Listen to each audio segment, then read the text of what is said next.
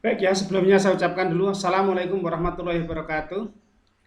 Salam sejahtera untuk kita semuanya dan selamat pagi untuk semuanya. Mudah-mudahan di pagi hari ini Anda semua dalam keadaan sehat walafiat, tidak ada suatu kekurangan apapun, sehingga bisa mengikuti perkuliahan di pagi hari ini pada pertemuan yang ke-12 di jadwal saya ya. Walaupun sebetulnya sudah pertemuan ke beberapa karena ada beberapa hari Kamis atau Jumat yang libur seperti itu.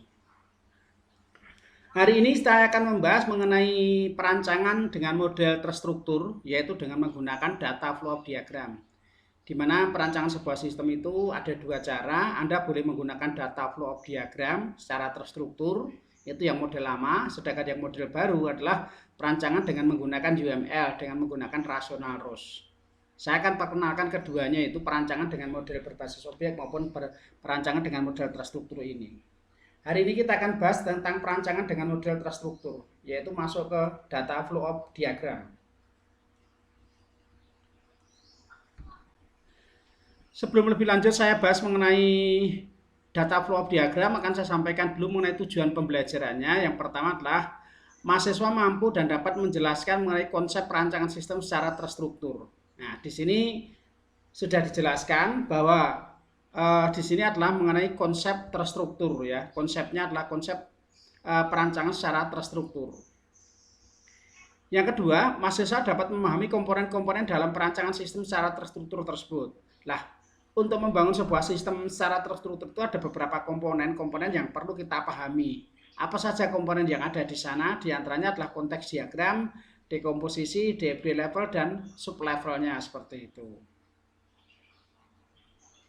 Yang ketiga, mahasiswa mampu mengaplikasikan perencanaan terstruktur dalam perancangan sistem informasi. Sehingga nanti harapannya setelah Anda memahami konsep mengenai perancangan sistem terstruktur, paham mengenai tool-tool yang kita gunakan, terus mampu mengaplikasikan atau mengimplementasikan dalam pembuatan atau perancangan sebuah sistem informasi. Harapannya adalah seperti itu. Oke, sudah bergabung kembali ada Mbak Indah Setia. Selamat pagi Mbak Indah Setianing. Selamat bergabung dengan teman-temannya Indah Setianing Room. Oke, lanjut ya. Materi kuliah untuk hari ini yaitu adalah konsep perancangan terstruktur, ada data flow diagram atau kita kenal dengan nama DFD, pengertian data flow diagram, latar belakang daripada DFD, tujuan dan manfaat daripada kita membuat DFD itu apa, simbol-simbol yang ada di dalam DFD, dan ada studi kasusnya. Nanti kita akan juga belajar mengenai studi kasus yang ada dalam pembuatan atau perancangan terstruktur ini, seperti itu. Kita masuk ke materi yang pertama, yaitu konsep perancangan terstruktur. Apa yang dimaksud dengan konsep perancangan terstruktur di sini? Pendekatan perancangan terstruktur adalah suatu metode pendekatan yang dibekali pada alat-alat atau tool ya, dan teknik-teknik yang dibutuhkan dalam pengembangan sistem sehingga hasil akhir dan sistem yang dikembangkan akan diperoleh sistem yang terstruktur, didefinisikan dengan baik dan jelas. Ini tujuan daripada perancangan terstruktur adalah seperti ini, yaitu adalah pendekatan dengan menggunakan yang dibekali dengan alat-alat atau tool ya, teknik ya, seperti itu.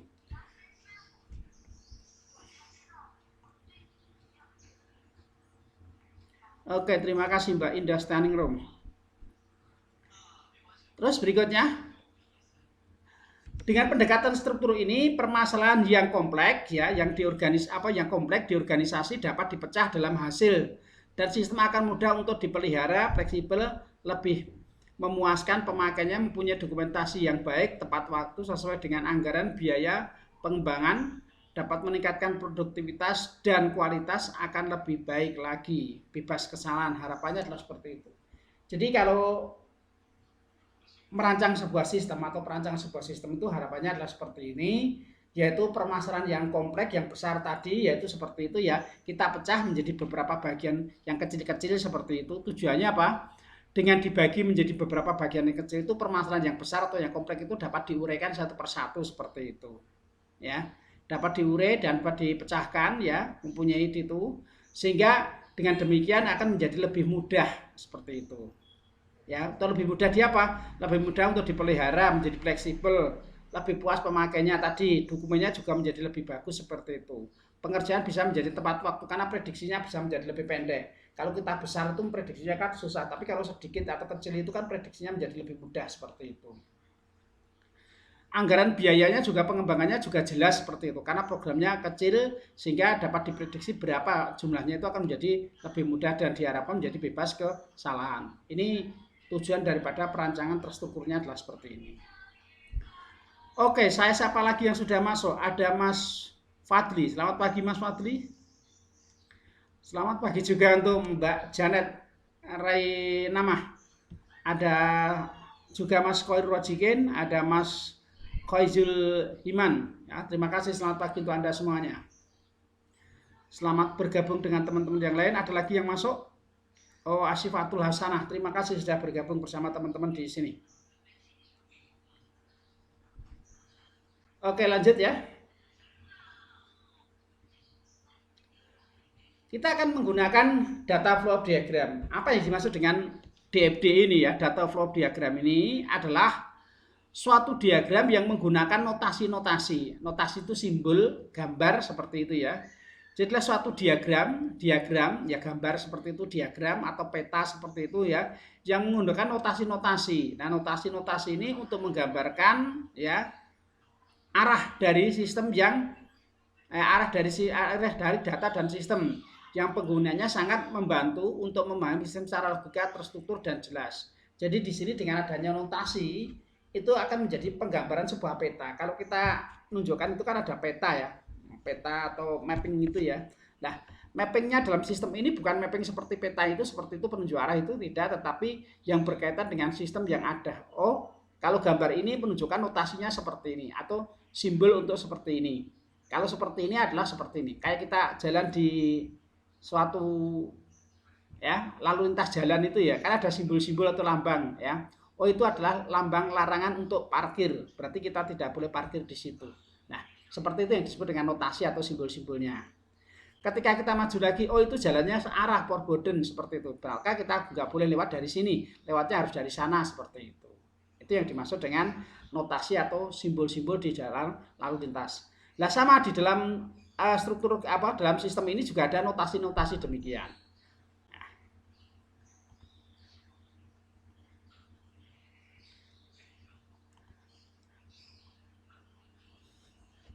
DFD ini merupakan alat perancangan, jadi boleh dikatakan data flow diagram ini merupakan alat ya, sebagai alat perancangan sistem yang berorientasi pada alur data dengan konsep dekomposisi.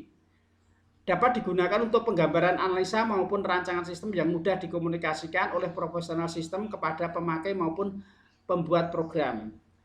Jadi ini merupakan jembatan penghubung, ya, jembatan penghubung antara si A ini sebagai pengembang sama si B sebagai si penggunanya seperti itu. Nah, di situ nanti di tengah-tengah itu ada namanya data flow diagram. Dari sisi sini akan disampaikan, ini loh rancangan saya bentuknya seperti ini. Si A menyampaikan perancangan pengembangannya seperti ini loh. Nah, alurnya seperti ini. Nah, ini ya, alurnya seperti itu. Maka si B ini nanti akan bisa memahami alurnya. Oh, alurnya seperti itu, berarti penggunaannya adalah seperti itu. Ini merupakan alat komunikasi antara profesional pengembang ya. Di sini disebut dengan dikomunikasikan oleh profesional sistem kepada pemakai maupun pengembang program. Jadi si A tadi sebagai pengembang maupun si B sebagai si operator atau pengguna atau pemakai sebuah program. Ini untuk komunikasinya seperti itu. Ya, jalur tengahnya seperti itu. Data flow diagram adalah sebuah alat pembuatan model yang memberikan penekanan hanya pada fungsi sistemnya saja ya. Jadi sistem modeling tool. Jadi di sini DFD penekanan pada alat untuk pembuatan model ya, yang memberikan penekanan hanya pada sistem. Di luar itu tidak kita bahas seperti itu atau tidak ditekankan di situ. Kenapa kita harus membuat DFD? Tentunya di sini DFD itu memiliki tujuan. Apa yang dicapai dari pembuatan DFD ini? Yang pertama adalah memberikan indikasi mengenai bagaimana data ditransformasikan pada saat data bergerak melalui sistem. Artinya seperti ini. Jadi dengan adanya DFD itu kita tahu asal dari mana data itu diambil ya, terus tujuannya itu mau kemana dan mau disampaikan kemana itu jelas di situ. Ya, mengenai indikasi bagaimana data ditransformasikan. Ditransformasikan berarti data itu masuk, diproses, nanti outputnya seperti itu bergerak melalui sistemnya ini. Nah ini, oh ini datanya diambil dari data mahasiswa, diproses, jadi outputnya adalah sekian ditransformasikan. Itu tujuan daripada DFD supaya jelas seperti itu. Menggambarkan fungsi-fungsi dan subfungsi yang mentransformasikan aliran data. Jadi di sini aliran datanya jelas ya. Oh gambarnya fungsinya ini menggambarkan aliran data dari data menuju ke sebuah proses, dari proses menuju ke sebuah output, membawa seperti itu. Manfaat yang diperoleh daripada data flow diagram ini yang pertama adalah untuk mengkomunikasikan sistem baik secara manual ya, secara manual maupun komputerisasi ya. Dengan adanya semacam ini ya, otomatis manfaat yang bisa diperoleh dari DFD itu kan penggambaran ada notasinya, yaitu bisa melakukan komunikasi. Kalau antara pengembang dengan pemakai atau pengguna daripada sistem itu belum jelas, bisa dilihat dari sini posisi saya masih di mana seperti itu. Oh posisinya masih di tahap ini, gambarnya seperti ini. Nah ini bisa dilakukan secara manual dalam bentuk gambar, bisa juga dalam bentuk komputerisasi yang kita kenal dengan nama data flow diagram nanti seperti itu. Nah sini jelas ditekankan sebagai jembatan penghubung antara analisis dengan sistem dan sistem dengan pengguna. Nah ini ya penghubung. Tapi sebetulnya lebih manfaat daripada DFD ini lebih utamanya adalah ke pengembang sebuah sistem. Jadi di sini merupakan jembatan penghubung antara analis dengan sistem dan sistem dengan pengguna. Lebih cenderung ke ke programmernya seperti itu. Kalau peran daripada si pengguna atau pemakai itu tidak terlalu jelas seperti itu. Ini salah satu kelemahan yang ada di dalam data flow diagram jika kita banding dengan nanti untuk pengembangan berbasis objek. Kalau berbasis objek itu bisa dari sisi keduanya, kalau ini hanya kebanyakan dari sisi yang dibahas dari sisi pengembangnya seperti itu, dari programmernya seperti itu. Ya makanya salah satu ini adalah untuk ahli seperti itu ya, digunakan untuk para ahli. Jadi sebenarnya DFD ini digunakan untuk ahli yang sudah paham betul tentang pengembangan sistem, bukan untuk operatornya seperti itu. Lebih cenderung ke situ. Untuk memodelkan dan fungsi sistem ya, untuk penggambaran analisis maupun rancangan sistem kepada pemakai maupun pembuatan program. Tapi penekanannya jelas pada jembatan penghubung antara programmer dengan analisa sistemnya ya.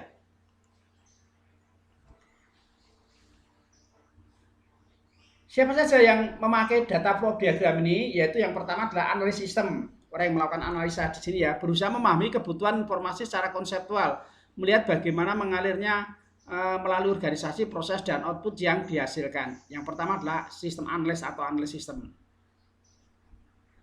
Pada proses analisa terstruktur, SA menggunakan atau sistem analis menggunakan ya ini ya, menggunakan teknik DFD untuk membuat presentasi secara grafik dari proses data yang diorganisasikan. Ini fungsi pemakai dari DFD. Yang pertama adalah analis sistem. Nah, komponen daripada DFD ini ada beberapa komponen atau gambarnya bisa kita lihat, komponen atau notasi ya. Komponen atau notasi dalam data flow diagram, di antaranya ada gambar ini. Setiap notasinya itu karena ini zamannya itu dulu ya seperti itu. Ini masih dikenal dengan nama metode bar, perang metodologi, maka setiap ahli, setiap orang itu mendefinisikan sendiri-sendiri atau notasinya sendiri-sendiri, sehingga nanti gambarnya antara satu dengan yang lain berbeda-beda. Di sini saya gambarkan ada dua, Gen Insertion, Jordan dan DeMarco. Ini aja sudah berbeda seperti itu. Masih lagi ada Martin, Meller, Seller. Itu nanti gambarnya juga beda lagi. Tapi yang umum kita gunakan adalah dua ini, yaitu Gen Insertion sama Jordan dan DeMarco. Kalau untuk eksternal, ya eksternal entitas ini gambarnya ini 4 persegi panjang, kalau ini bujur sangkar. Kalau Gen Insertion itu bujur sangkar, kalau Jordan dan DeMarco 4 persegi panjang. Ini yang disebut dengan entitas eksternal, dapat berupa orang, unit terkait yang berinteraksi dengan sistem tapi di luar sistem. Jadi eksternal entitas ini adalah dia berhubungan dengan sistem tapi dia berada di luar sistem. Seperti Anda itu sebagai mahasiswa berhubungan dengan SIAKAT. Nah itu berarti Anda tercatat sebagai entitas eksternal, ya berhubungan langsung dengan SIAKAT tetapi tidak berada di dalam SIAKAT atau di luar SIAKAT sebagai pengguna, sama dengan dosen seperti itu. proses kalau Jordan dan DeMarco digambarkan dengan lingkaran, kalau gain insertion dengan butir sangkar dengan sudut tumpul, namanya proses. Ya. Aliran data dengan arah panah sama. Untuk penyimpanan Jordan dan DeMarco dengan data store-nya garis double atas bawah, sedangkan pada gain insertion yaitu garis 2 di sebelah kirinya ada garis double seperti itu. Data store untuk penyimpanan. Jadi penyimpanan data atau tempat data di proses seperti itu adalah seperti ini, ya. Ini adalah notasi-notasi atau simbol-simbol dari data upload diagram. Simbolnya kan hanya 4, ringan sekali kan? Seperti itu.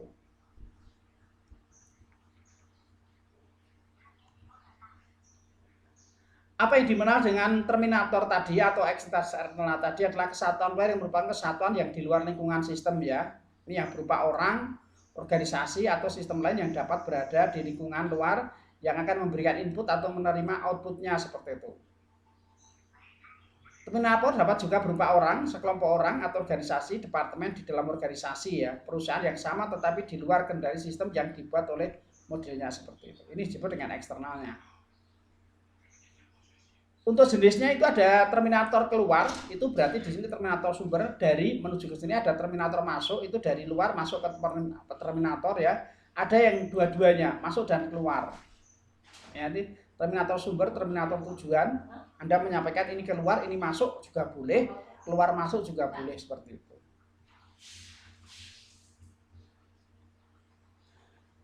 Untuk terminator ini itu kita gunakan dengan komponen kata benda, misalnya adalah penjualan, orang, dosen, mahasiswa, ini dengan kata benda seperti itu ya, bukan kata kerja.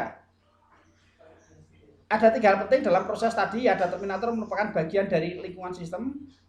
Proporsional sistem tidak berhak mengubah isi cara kerja organisasi atau prosedur yang berkaitan dengan terminator. Artinya begini, seorang pengembang sistem dimintai tolong sama suatu perusahaan, maka dia tidak boleh ikut campur dalam organisasi di perusahaan tersebut.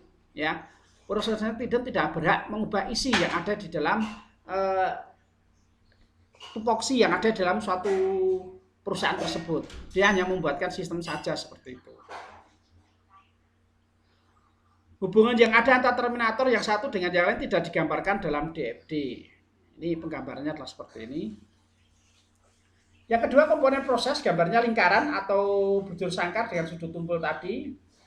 Kalau proses saya kira sudah paham ya. Suatu proses adalah kegiatan atau kerja yang dilakukan oleh mesin atau komputer dan hasil satu arus data yang masuk ke dalam proses untuk dilakukan arus data yang akan keluar dari proses. Jadi ada input, terus kita proses, dari proses kita outputkan keluar seperti itu.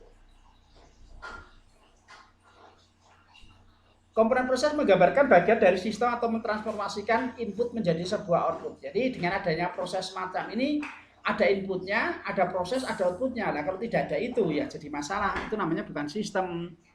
Ya, jadi kalau nanti Anda mengambil sebuah skripsi dengan judul demikian, sistem itu harus ada inputnya, ada prosesnya, ada outputnya. Kalau sistem kok tidak ada inputnya, hanya outputnya saja, namanya bukan sistem. Seperti itu. Suatu proses dapat ditunjukkan dengan simbol lingkaran atau dengan cara simbol 4 persegi panjang tegak dengan sudut-sudut tumpulnya. Itu gambarnya tadi sudah ini ya. Oke, yang barusan masuk ada Muhammad Iqbal. Halo, selamat pagi Muhammad Iqbal. Selamat bergabung bersama teman-teman yang lain. Oke, sampai sini dulu mungkin ada pertanyaan? Atau saya lanjutkan dulu ya, komponen prosesnya. Ada input, output, ya, satu masuk, satu keluar. Ada satu input, banyak outputnya. Ada banyak input, satu outputnya. Ada banyak input, banyak outputnya. Nah ini, proses harus memiliki input dan output. Ada masukan, ada keluaran. Proses dapat dihubungkan dengan komponen terminator atau store atau proses melalui jalur data.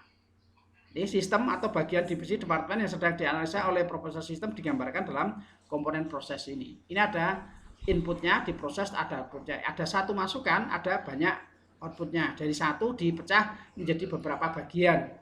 Ya. Atau dari banyak bagian diproses menjadi satu. Seperti data mahasiswa, data dosen, data nilai. Nah itu kan banyak inputnya, nanti outputnya jadi KHS seperti itu, atau hasil studi, atau KRS seperti itu. Terus penyimpanan atau data store ya, penyimpanan ini berupa gambar tadi ya, penyimpanan di sini dari proses menuju ke ini. Jadi penyimpanan tidak boleh dari data terminator langsung menuju ke proses, nggak bisa, tetapi di sini harus dari sebuah proses.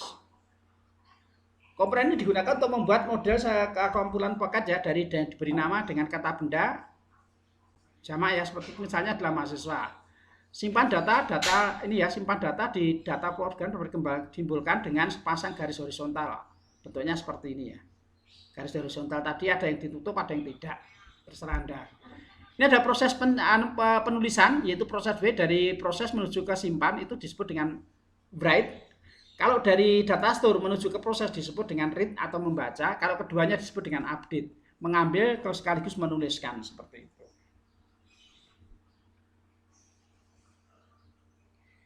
Jadi yang perlu diperhatikan tentang data store ini, yang pertama adalah alur data dari proses menuju data store. Hal ini berarti data berfungsi sebagai tujuan atau tempat penyimpanan tadi sudah ya.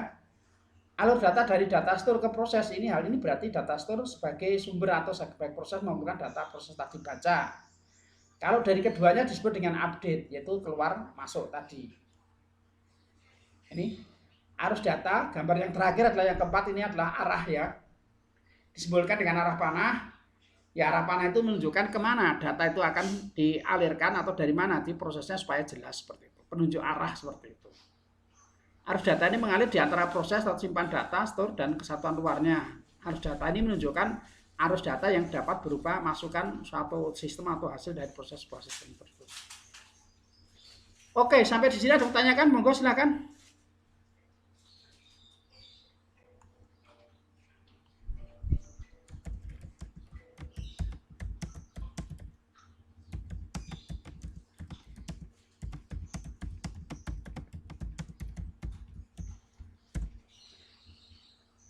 Monggo kalau ada yang tanyakan silakan. Baik, terima kasih Mas Ardi Saputra. Kalau tidak ada yang lain, monggo. Ada yang mau tanyakan? Kalau ada, saya beri kesempatan dulu untuk menanyakan dulu.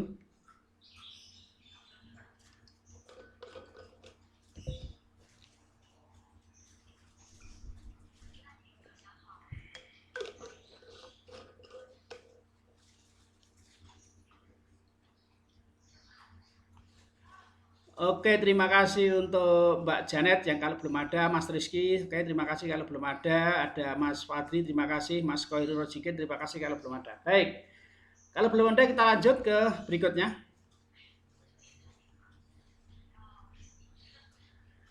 Di sini ada 4 konsep tentang alur data ya. Di sini ada apabila ada data lebih dari satu mengalir di sini ya. Apabila ini, untuk lebih jelasnya kita lihat gambarnya di sini ya. Nah ini. Alur datanya ini. Oh, alur datanya tidak saya gambarkan di sini ya. Ada converging data flow apabila dua alur data yang berbeda sumber ya ini ya. Kita lihat aja dari sini. Ada 4 konsep tentang alur data di sini, yaitu mahasiswa, NPM, nama, periksa ini. Ini konsep paket data yang salah. Ada inputnya, tidak ada data outputnya. Nah, ini nggak boleh. Ini kan ada mahasiswa menuju ke proses. Nah, dari proses ini tidak ada outputnya. Ini nggak boleh seperti ini. Berarti ada masukan tetapi tidak ada outputnya, akan masalah. Seperti itu. Seperti ini juga sama mahasiswa formulir daftar ulang, sudah selesai seperti ini. Keduanya sama ini, ada masukan tetapi tidak ada outputnya. Di sini juga sama di sini. Ini ada outputnya tetapi tidak ada masukan. Ini membuat faktur, langsung ditunjukkan menuju ke sini. Jadi ini ada faktur ke konsumen, ada membuat strip komen, tapi tidak ada masukannya, tidak ada prosesnya. Kalau ini ada inputnya, dari ini menuju ke sini input ya, tidak ada outputnya. Kalau dari sini itu berarti outputnya menuju ke sini tidak ada outputnya. Nah, ini juga tidak masalah. Kalau masukan kok ono keluaran kan jadi masalah seperti itu. Terus yang ketiga adanya seperti ini. Ini ya. Dari data store langsung menuju ke proses. Ini langsung di outputkan, nggak boleh seperti ini ya. Nah, ini bentuknya seperti ini. Ada juga yang model seperti ini. Nah, model seperti ini. Ini tidak diperbolehkan seperti ini ya. Jadi kita harus tahu dari mana ini sumbernya, tidak ada inputnya, tidak ada mengambil terus dapat ini. Mestinya ada input proses, ada outputnya. Nah, seperti itu. Nanti data disimpan. Nah, ini ada penyimpanan. Mestinya ada inputnya dulu, ada kotak terminator yang menuju ke sini ya. Nanti bisa disimpan di sini baru memunculkan ini outputnya seperti itu. Kalau tidak bisa. Ini kesalahan yang sering terjadi pada sebuah sistem. Ada inputan tetapi tidak ada outputan, ada outputan tetapi tidak ada inputan. Seperti itu. Syarat-syarat untuk membuat DFD yaitu yang pemberian nama untuk tiap komponennya, pemberian nomor pada komponen prosesnya, penggambaran data flow diagram. Jadi setiap kita membuat komponen diagram harus diberi nama. Kalau tidak diberi nama nanti akan error seperti itu. Intinya seperti itu. Dan setiap pembuatan DFD harus ada nomornya. Tadi harus ada diberi nama, yang kedua diberi nomor seperti itu.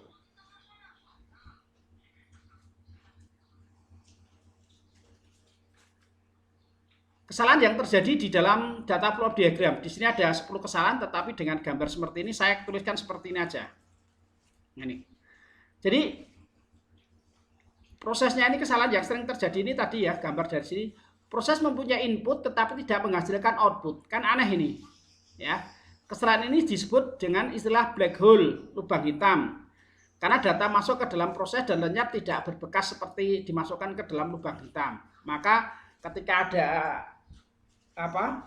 sebuah input masuk ke sebuah proses tidak memiliki output, itu disebut dengan black hole atau lubang hitam, di mana data yang masuk seolah-olah tertelan seperti itu, tidak memiliki output. Yang kedua, proses menghasilkan output tetapi tidak pernah menerima input. Kesalahan ini disebut dengan yaitu miracle, ajaib. Karena ajaib dihasilkan output tanpa pernah menerima inputan. Ini aneh juga seperti itu. Tidak pernah menerima masukan, tetapi dia mengeluarkan. Ini ajaib, aneh seperti itu. Ini yang sering terjadi adalah 1 dan 2 ini ya. Ketika input yang masuk tidak sesuai dengan kebutuhan proses. Yang dibutuhkan prosesnya ini yang masuk ini, yang seperti itu. Mau membuat laporan tentang penjualan, yang masuk tentang laporan penggajian. Nah, itu nggak pas. Data store tidak memiliki keluaran, data store tidak memiliki masukan, data store tidak ada, namanya penyimpanan kok tidak ada yang dimasukin, itu terus yang mau disimpan apa seperti itu, yang masalah juga. Data store tidak memiliki keluaran, yang diproses, yang disimpan itu nanti tidak bisa dikeluarkan, seperti itu kan jadi masalah. Hubungan langsung antar entitas luar, kotak ketemu kotak nggak boleh. Masukkan langsung entitas ke data store juga tidak diboleh, ya seperti itu, harus melalui sebuah proses. Keluaran langsung dari data store ke entitas keluar seperti itu juga nggak boleh. Hubungan langsung antara data store itu antara penyimpanan dengan penyimpanan tidak diperbolehkan. Data masukan dan data keluar tidak bersesuaian dalam data store-nya tadi. Gambarnya seperti ini. Nah, ini ya. Ini kesalahan pertama itu tadi ada proses masukan tetapi tidak ada outputnya. Kalau ini tidak ada masukan tetapi ada outputnya, aneh, miracle. Kalau ini black hole tadi. Ini namanya beda, ya masuknya student name, di sini keluarnya grade, itu kan jadi masalah. Dari data ini, dari terminal langsung menuju ke data store nggak boleh. Ini sama juga, dari terminal menuju data store juga nggak boleh. Harus melalui proses dulu. Ini harus melalui proses. Kotak ketemu kotak juga nggak boleh. Nah, ini ya, dari terminal karena menuju terminal nggak boleh. Harusnya melalui sebuah proses. Ini sama dengan ini tadi ya. Seperti ini sama dengan yang ini tadi, katanya. Nah ini dari penyimpanan ke penyimpanan nggak boleh, dari data store ke data store nggak boleh. Dari terminal ini langsung seperti ini nggak boleh, harus dihubungkan melalui sebuah proses dulu baru betul, ini sebuah proses baru betul, tambahkan lingkaran, ini baru betul. Kalau sudah ada prosesnya baru betul, seperti itu.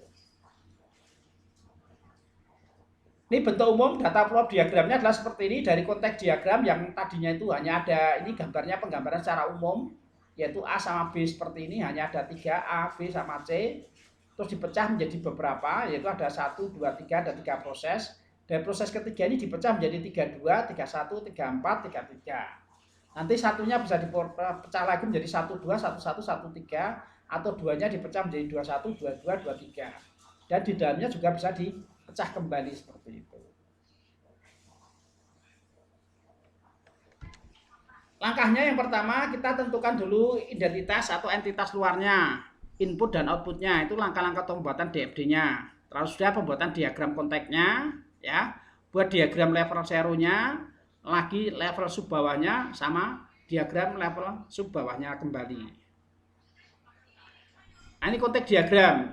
Untuk membuat konteks diagram ini harus levelnya 0, ya, 0 ya. Kalau tidak 0 berarti salah. Ya, membuat diagram kok tidak 0 atau 1, nah, itu namanya bukan konteks diagram. Konteks diagram harus 0. Nah, seperti ini. Konteks diagram namanya di sini, number prosesnya di sini, diagram 1, ini diagram 0-nya di sini ya, 10, 20, 30. Nanti kalau diagram 2 dipecah lagi menjadi ini 1, 1.1, 1.2, 1.3. Kalau 2 ya 2.1, 2.2, 2.3. Kalau satunya dipecah lagi menjadi 1.1.1, 1.1, 1.2, ini berarti dari pecahan dari 1.1. 1.2 belum dipecah, 1.3 belum dipecah, seperti itu. Turunannya atau subnya.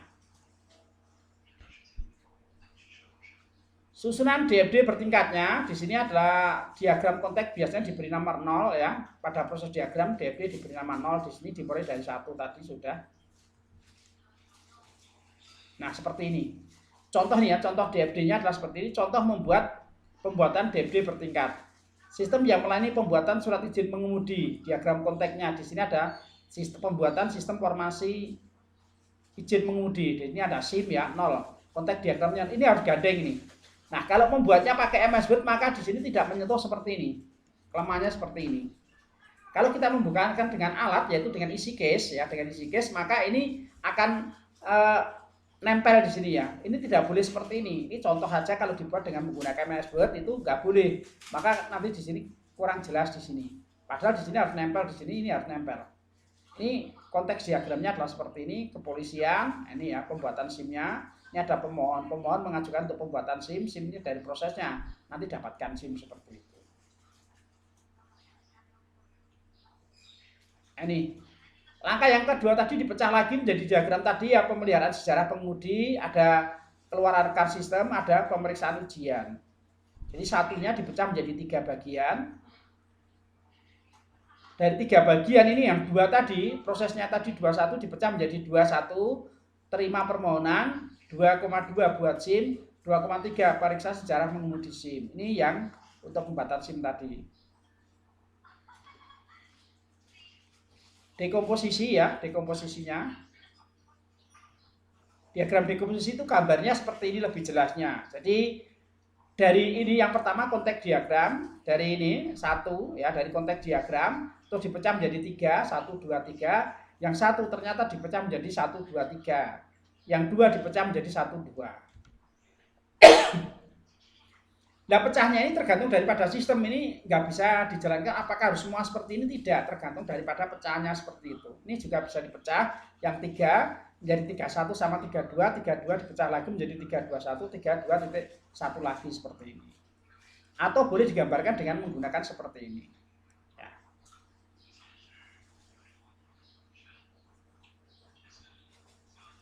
Ini juga seperti ini ya, 0, 1, 2, ini penggambaran tadi, penggambarannya 1, 2, 3, 1 dipecah menjadi 1, 1, 1, 2, 1, 3. Nah, ini 2 belum dipecah.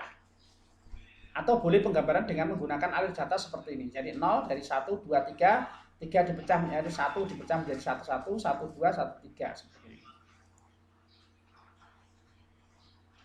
Ini contoh aplikasi daripada sebuah data flow of diagram. Oke, sampai di sini dulu. Mungkin ada yang tanyakan, silahkan. Kalau ada yang tanyakan.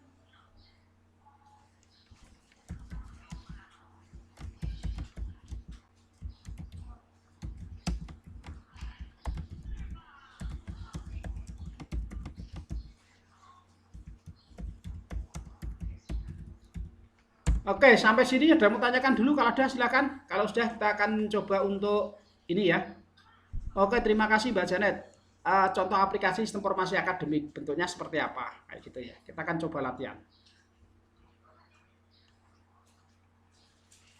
Terima kasih untuk Mas Ardi Saputro.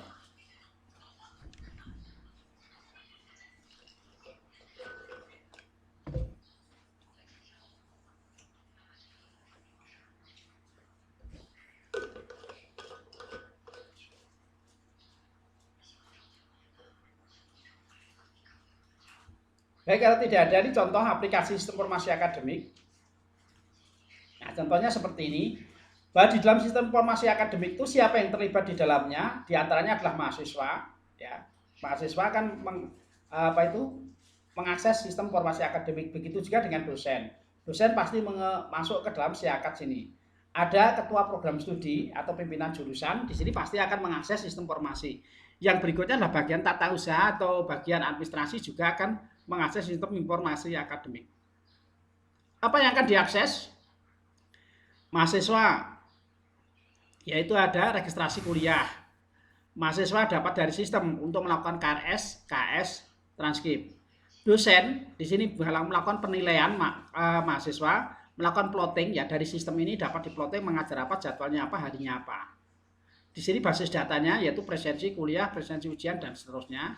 Di sini ketua jurusan itu tujuannya untuk memplotting dosen siapa, mengajar apa seperti itu. Ini mahasiswa berkaitan dengan data mahasiswa, siapa saja data mahasiswanya, siapa saja dosennya, apa saja mata kuliahnya, aturan nilainya seperti apa, jadwal dalam kelas tersebut. Nah, ini berhubungan dengan tata usahanya adalah seperti ini. Nah, kalau kita gambarkan dekomposisinya, bentuk pohon dekomposisinya, ada sistem informasi akademik dibagi menjadi 4 bagian, yaitu pengelolaan sebelum ini ya, pengelolaan untuk masternya, yang kedua aktivitas awal semester, yang ketiga aktivitas perkuliahan, yang keempat adalah aktivitas di akhir semester. Nah, setiap cabang ini dipecah lagi menjadi satu-satu, pengelolaan master untuk master data dosen, master mata kuliah, master untuk data mahasiswa, master untuk pengolahan data nilai. Di sini awal kuliah pembuatan jadwal kuliah, plotting pengajaran, registrasi kuliah. Aktivitas ya pembuatan presensi perkuliahan maupun pembuatan presensi kuliahnya di sini. Di akhir semester berarti mahasiswa melakukan, dosen melakukan penilaian, mahasiswa nanti akan menerima apa? Pencetakan transkrip atau pencetakan KHS seperti itu. Ini model CURD-nya yaitu adalah apa hak yang bisa ditampilkan. Ini biasanya sudah masuk di dalam penggambaran di dalam suatu MySQL di situ ya. Ini fungsinya adalah C ada create, O update, D delete. Jadi kalau pengolahan data dosen di sini data dosen berarti dosen bisa untuk membuat create, menciptakan di situ ya. Create atau baca di sini create, O di sini bisa melakukan update, D delete seperti itu. Kalau di sini posisinya berarti ada plotting mengajar, dia posisinya R, dia hanya bisa baca saja. Sedangkan pembuatan presensi kuliah dia hanya bisa R saja. Sedangkan pembuatan presensi ujian dia hanya bisa baca saja. Yang mempunyai hak penuh adalah di sini pengolahan data dosen, begitu juga untuk data mata kuliah, pengelolaan data mata kuliah. Untuk pengolahan data mahasiswa ya dia punya hak yang penuh seperti ini. Lainnya ya punya fungsi untuk membaca. Beda dengan ini yaitu data registrasi, di sini ada keterangan yaitu update. Ya, update memasukkan nilai-nilainya seperti itu. Ini konteks diagram daripada sistem informasi tadi, sistem informasi akademik, ada bagian itu tadi terminator atau eksternal luarnya, ya siapa yang berhubungan dengan sistem informasi akademik? Ya mahasiswa. Siapa lagi yang berhubungan dengan siakat di sini? Ya dosen. Siapa lagi yang berhubungan dengan siakat? Ya pimpinan jurusan atau kaprodinya. Siapa lagi yang terlibat? Yaitu ada bagian tata usaha. Ini yang terlibat di dalam sistem informasi akademik. Kalau ada lagi ya dituliskan lagi di sini. Siapa lagi yang terlibat di sini? Ini hubungannya seperti itu. Untuk data diagram level 1 tadi ya, level 1 di sini file master awal semester untuk perkuliahan sampai aktivitasnya berhubungan dengan data dosen, yaitu ya ada penyimpanan data dosen, ada master kelasnya, ada master plotting, ada registrasi, ada aturan nilai, ada mata kuliah, dan ada data mahasiswa. Kalau digambarkan ini satunya tadi seperti ini ya, ada data yang untuk pengelolaan di awal semester itu ada data mahasiswa, mata kuliah maupun aturan nilai, dan ada dosen. Yang kedua, pengelolaan di awal semesternya di sini datanya tadi ada pengolahan data mata kuliah, nanti berhubungan dengan mata kuliah disimpan seperti itu. Bagian tata usaha ini bisa akses ini. Ini aktivitas awal semester apa yang dilakukan? Nah, ini awal semester pembuatan jadwal ya. Yang pertama pembuatan jadwal, plotting untuk mengajar, yang ketiga adalah registrasi untuk kuliahnya. Kembali lagi aktivitas yang ketiga yaitu untuk akhir perkuliahan. Apa yang bisa dilakukan pada akhir perkuliahan yaitu pembuatan presensi kuliah, pembuatan presensi ujian. Siapa yang terlibat? Ada data dosen, ada data mahasiswa, ada mata kuliah, ada kelas, ada plotting, ada registrasi, dan sebagainya. Yang terlibat di sini ada dosen. Mahasiswa tidak terlibat di sini ya, karena yang menggunakan adalah dosennya seperti itu. Terus yang keempat lah aktivitas di akhir semester. Aktivitas di akhir semester ini yang berhubungan dengan dosen dan mahasiswa. Ya, ini adalah penilaian, transkrip nilai. Jadi dari sini ada daftar mata kuliah, kelas, registrasi mahasiswa maupun aturan nilai. Di sini ya ada dosen melakukan penilaian. Maka setelah dilanjutkan proses selanjutnya ini, maka dosen bisa, mahasiswa bisa melakukan pencetakan nilai atau transkrip nilai seperti itu. Penutup ya, sebelum kita akhiri dari pembelajaran ini kita hari ini, yaitu ada penutup bahwa data flow diagram di sini adalah alat pembuatan model yang memungkinkan proportional system untuk menggambarkan sistem sebagai suatu jaringan fungsional yang dihubungkan satu sama lain dengan alur data, baik secara ini ya maupun komputerisasi, baik secara manual maupun komputerisasi. Tujuan daripada DFD memberikan indikasi mengenai bagaimana data ditransformasikan pada saat data bergerak melalui sebuah sistem. Manfaat yang bisa diperoleh dari data flow diagram adalah untuk mengkomunikasikan sistem baik secara manual maupun secara komputerisasi. Siapa pemakai utama daripada DFD di sini adalah yaitu analis sistem.